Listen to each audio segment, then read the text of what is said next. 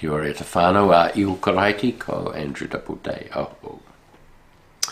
I had two possibilities today in terms of what I talked about. The text is Mark chapter 10, verses 2 through to 16. Now, the first verses up to verse 12 are all about divorce, and the last few verses are about let the little children come to me. And the temptation is always to choose the safer option, the let the little children. But I realise I've actually already been dealing with that in previous weeks. So today I'm going to take the risk and step into the minefield and talk about divorce. So we're only going to look today at Mark chapter 10, verses 2 through to 12. Some Pharisees came, and to test Jesus they asked, "Is it lawful for a man to divorce his wife?" He answered them, "What did Moses command you?" They said, "Moses allowed a man to write a certificate of dismissal and divorce her." But Jesus said to them, "Because of your hardness of heart, he wrote this commandment for you. For from the beginning of creation, God made them male and female. For this reason, a man shall leave his father and mother and be joined to his wife, and the two shall become one flesh. So they are no longer two, but one flesh. Therefore, what God has joined together, let no one separate." Then, in the house, the disciples asked him again about this matter. He said to them, "Whoever divorces his wife and marries another commits adultery against her. And if she divorces her husband and marries another, she commits adultery." Now, this is the Pharisees intending to trap Jesus. And it happens in the region, in the territory of Herod Antipas, who's the king of this part of the whole region. And it's been suggested in a commentary that I read that the reason that they are testing Jesus with this question is try to secure the same fate for him as John the Baptist. If Jesus says the wrong thing, he'll get imprisoned just like John did and hopefully executed just like John was, because John objected to the marriage arrangements of Herod Antipas and the way that he appeared to have taken his brother's wife. So, this is where this sits. And so, I've had a little bit of a look. And the Jewish response to divorce is really quite simple. It's that a couple are better off to separate rather than be forced to remain together in a state of bitterness and strife. And that has been a constant theme all the way through, I think, to much like the present day. Now, Christianity, on the other hand, across its breadth, finds divorce much more problematic, much more. And I want to suggest it's because the words of Jesus are taken seriously and literally, until they aren't. But what Jesus is doing, as it seems to me, is that he's referencing the ideal, which is a good place to start. This is how it ought to be. This is how we'd want it to be. And he locates it in creation. And he holds it up starkly before the disciples, and they are listening to this. And what we discover is it's not welcome. The disciples are shocked. If you actually go to Matthew's account of the same story, in response to Jesus, we read this. The disciples said to him, "If this is the situation between a husband and wife, it is better not to marry." What? They actually said that out loud? We'd have never seen that coming, would we?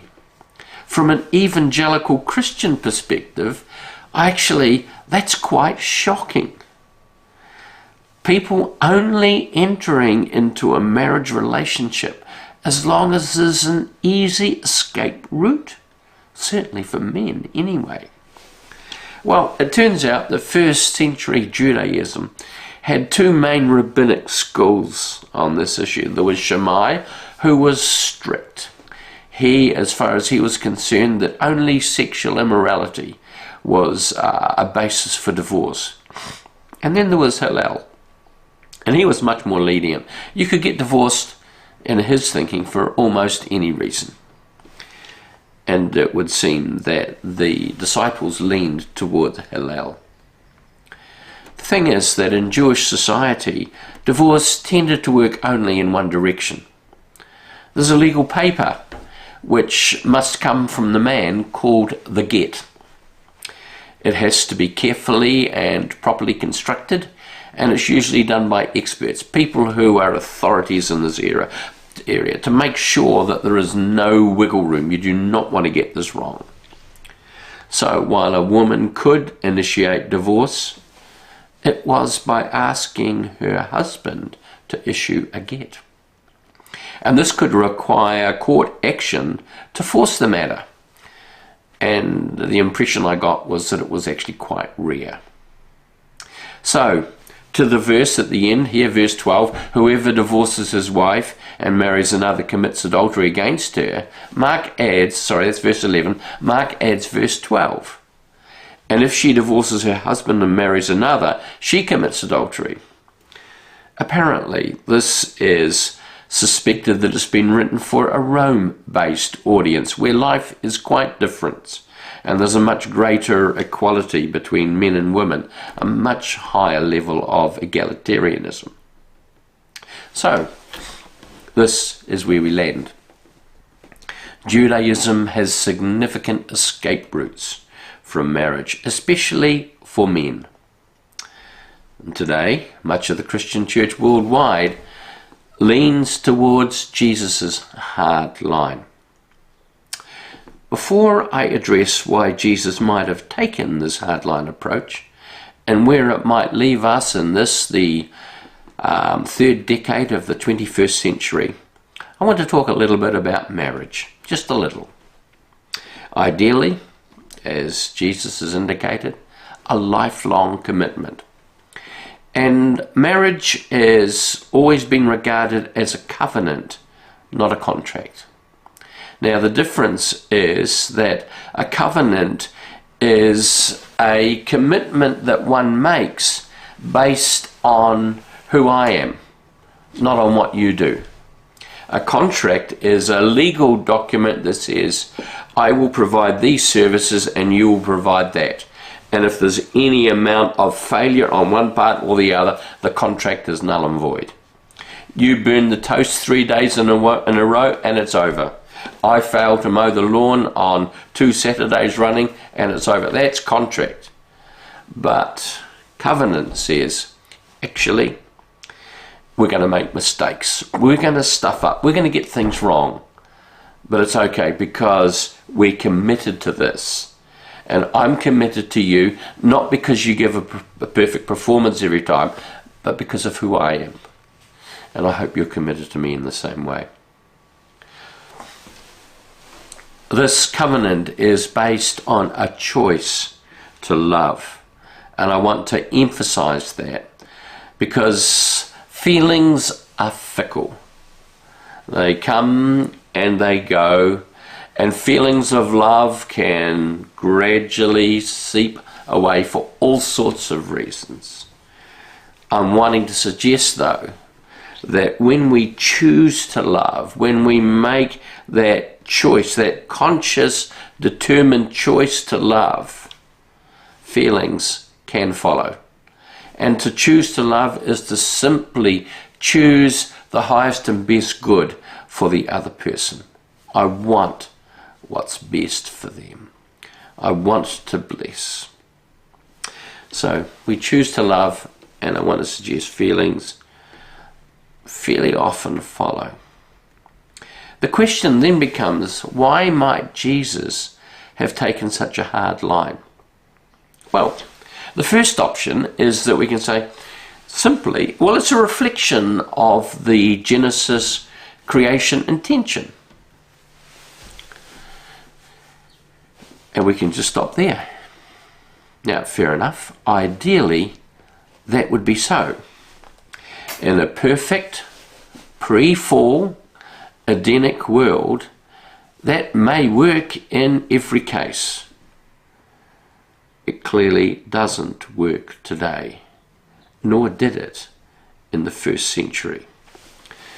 Enforcement could and does potentially condemn people to decades of misery and oftentimes abuse. This would have been true in the first century as it is today. The main difference, and this is where we need to be a little bit perspective on this, is that in the first century, women, certainly in Jewish society, had fewer choices, fewer options.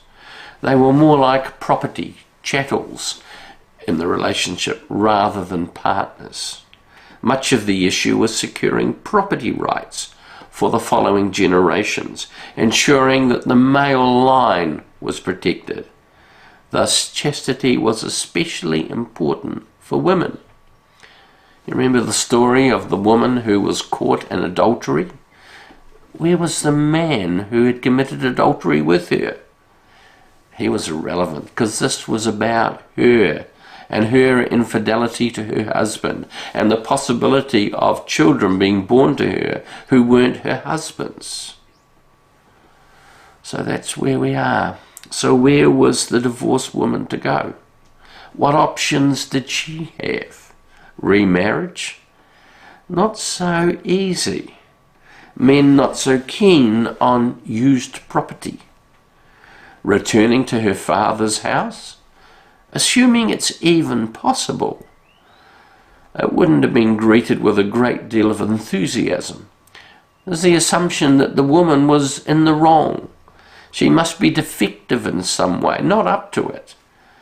And this would have meant that a father would have thought, I'm going to be stuck with her for the rest of my life. And what this meant would have been misery for all. She'd have become effectively a slave in her home of origin. Few women had independent means.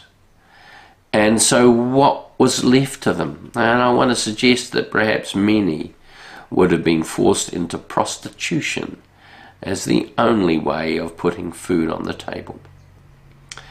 Which leads us to the second reason, the second option as to why Jesus may have been so hard-lined. I want to suggest that Jesus recognizes the vulnerability of women. And he's putting the pressure on men to be decent husbands. He kicks away the escape ladder. He bolts up the escape door and the passageways out so that men get to choose, stay married and behave decently and have a possibility of a happy marriage, or stay married and behave like a pig and both be miserable. You get to choose. There's going to be one or the other. Here's the thing. We live now in a different age. Women have many more options today. A great deal of independence. I'm not convinced that Jesus would be saying the same things today. Yet he might say, marriage is worth it. It's a commitment that you can make to each other. There will be difficult times. There always are. Yet these are potentially growth opportunities where you can come out stronger. Lynn and I are coming up 44 years married in just over 2 months. There have been times when it's been touch and go, where we could have walked away, and we didn't. I'm glad we hung in there. I love her much more than I did, I have to say, 44 years ago, and I thought I loved her a lot then. Marriage is intended to be synergistic, Being married to Lynn has been good for me. I can only hope it's been as good for her.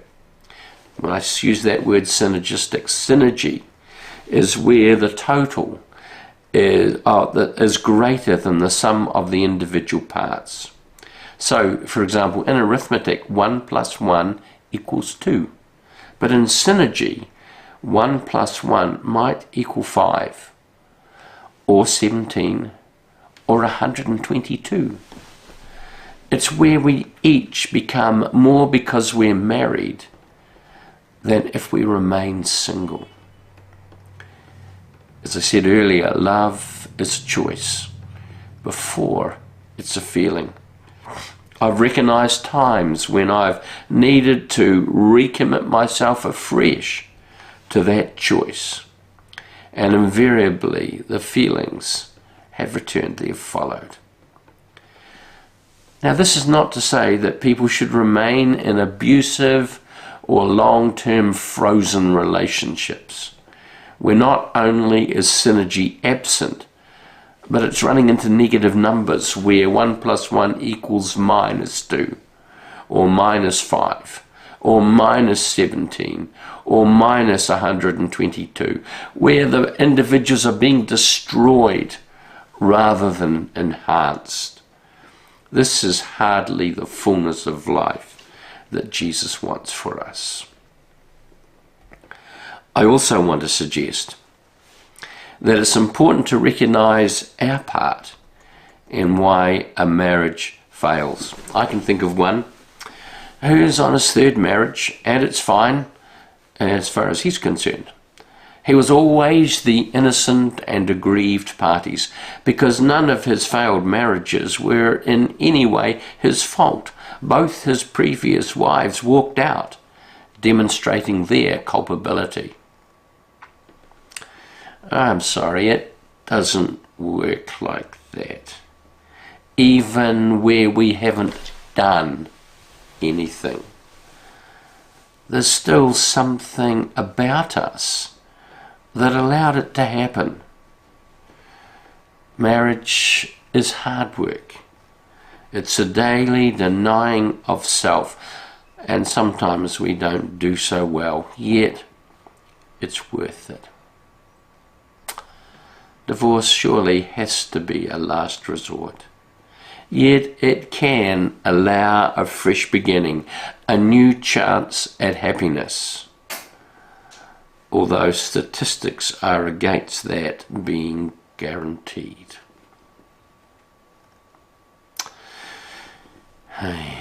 Amen. God bless you.